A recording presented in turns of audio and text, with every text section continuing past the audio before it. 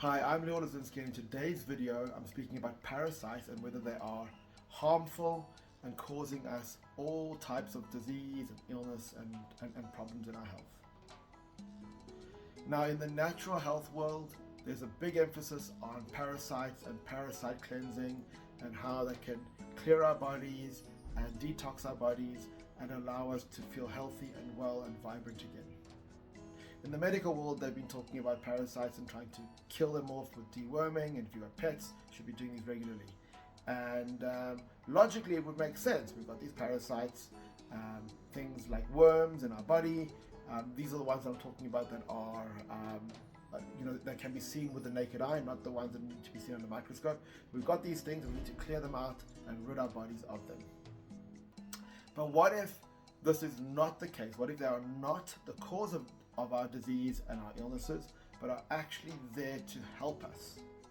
And more evidence is actually coming out to show that parasites are there for what is known as bioremediation, which is biologically trying to heal us and help us, biosequestration, which means trapping toxins, and biotransformation, actually transforming toxins into less toxic matter for our body.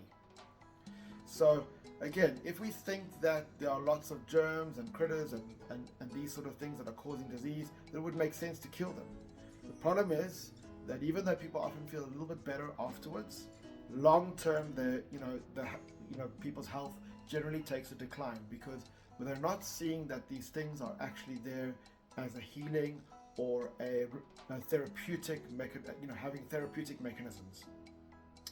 And so what we're seeing is that parasites seem to be quite abundant in people that eat more toxic foods or live in more toxic lifestyles. And we know that many parasites are able to grow abundantly on microplastics or around heavy metals and pesticides and herbicides and other food-based chemicals.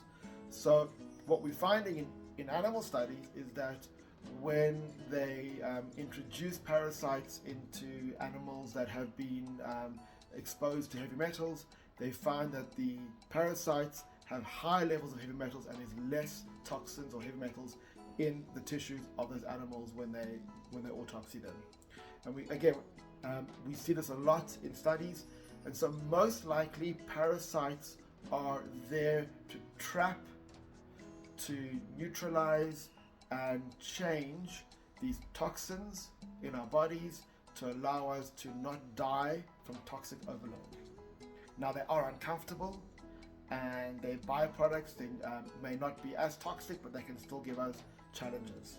So how do we deal with this? Well, the key is to reduce the toxic load in our body. The microplastics are abundant in our environment, from the food packaging and water and clothing, and then also pesticides, herbicides, and other food chemicals, and loads of things in processed foods, and then heavy metals. So what we put on our skin, most makeups that are commercial makeups have heavy metal toxicity in them. What we inject into our bodies, what we breathe, what we drink, what we eat. So if we're able to clean and repair that out of our bodies, the parasites should disappear.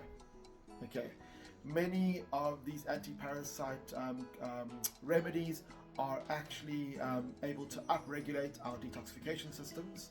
So any form of healthy detox that upregulates our standard detoxification system that we're already in our body will clear out the toxins, making the environment for parasites less hospitable, and they will generally disappear on their own. So that's my view on parasites, and hopefully you found it helpful. Thank you.